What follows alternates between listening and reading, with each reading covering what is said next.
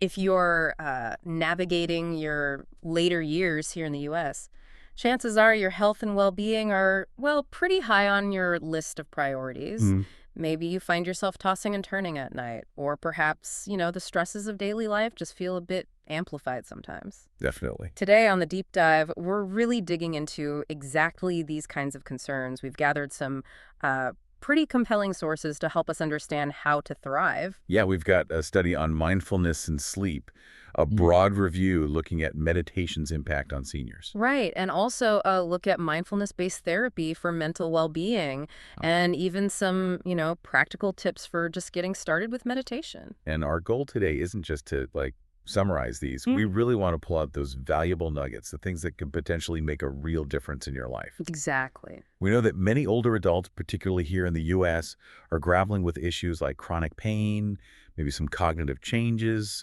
feelings of sadness, or difficulty sleeping. All things that can really affect how you experience each day. Absolutely. Significantly. It really makes you wonder, doesn't it? What are the proactive steps we can take right here to get ahead of these challenges and really boost our overall enjoyment of life as we age?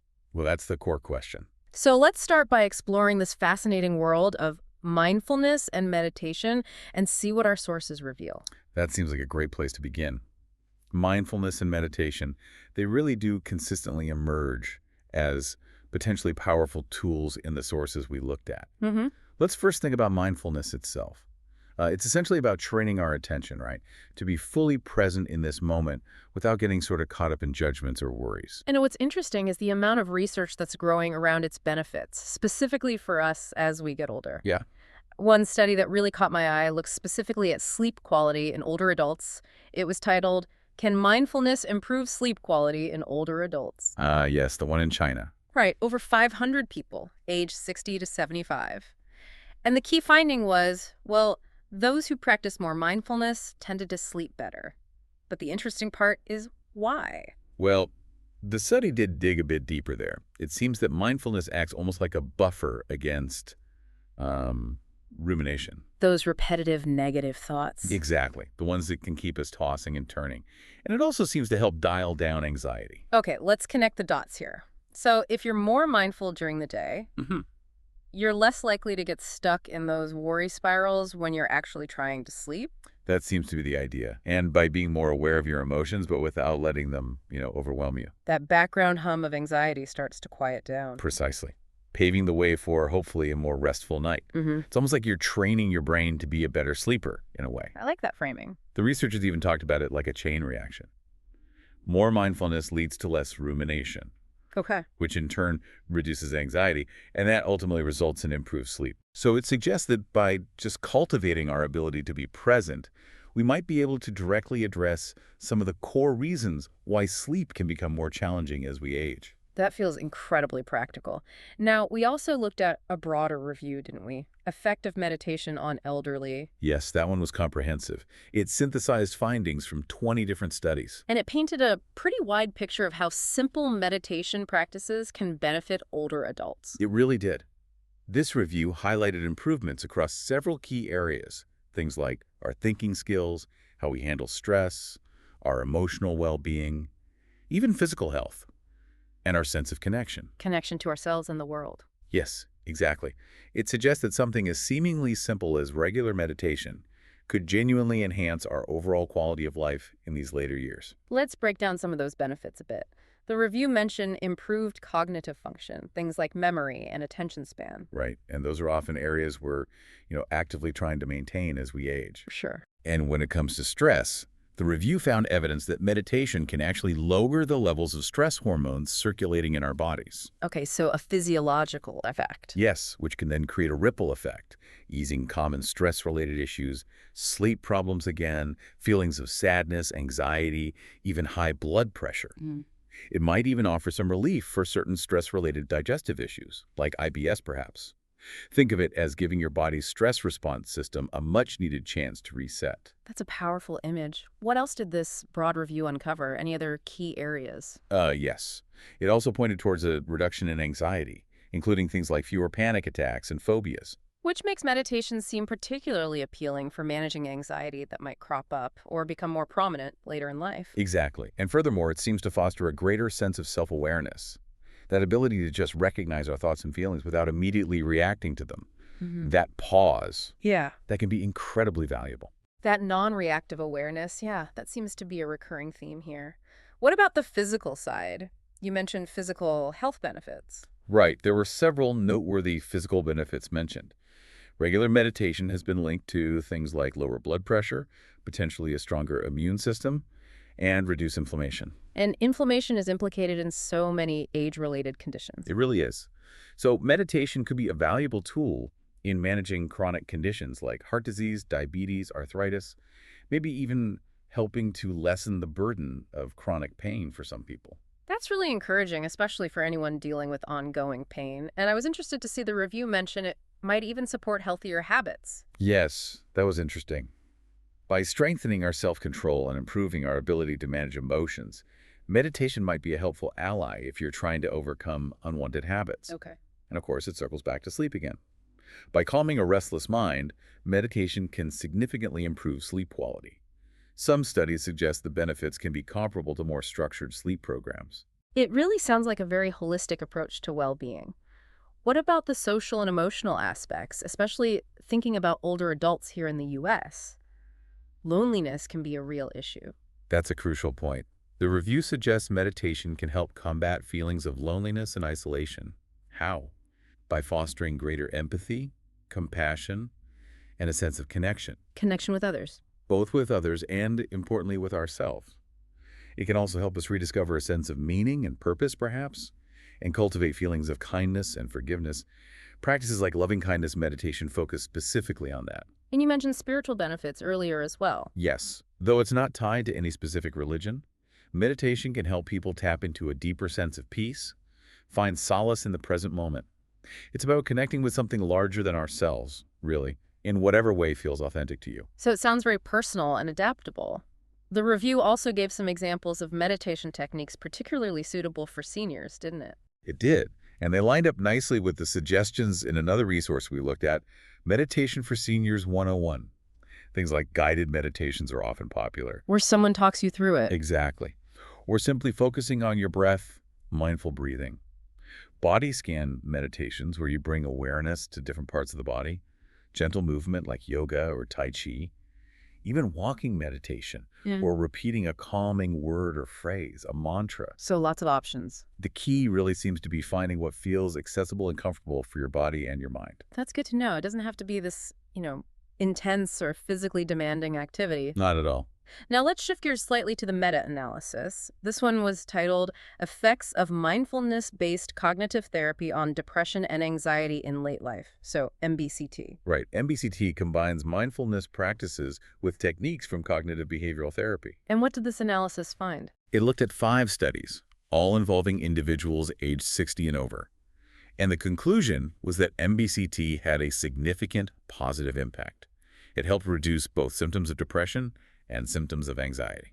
That's a really powerful finding, especially considering how common feelings of sadness and worry can be as we navigate aging. It is indeed. And the researchers noted that this approach, MBCT, is being increasingly recognized within healthcare systems in some places as a valuable tool for supporting mental well-being in older adults. That's a positive trend, hopefully making these kinds of therapies more available. But like most research, the meta-analysis also pointed out some limitations, right? Yes, they were careful to mention that. The number of studies included was relatively small, just 5, and there's always the possibility of publication bias, where studies showing less positive results might not get published as easily. So more research needed. Definitely. It underscores the need for more extensive research, perhaps with larger groups and longer follow-up times, to really solidify these findings. They also noted that some of the studies adapted the standard MBCT program for older adults. How so? Things like offering shorter sessions or modifying some of the physical postures to make them more comfortable and accessible. Which really just emphasizes, again, how important it is to tailor these practices to individual needs and abilities, especially for our older population here in the U.S. Couldn't agree more. Now, that resource, Meditation for Seniors 101, seems like a really practical guide for anyone thinking, okay, how do I actually start? It absolutely is. It really reinforces the message that meditation is accessible to pretty much everyone, regardless of physical limitations. You can practice sitting, lying down, whatever works best for you. Mm. And it echoes many of the benefits we've already touched on, reducing stress and anxiety, improving memory and focus, boosting both physical and mental health. Immune system, sleep, blood pressure.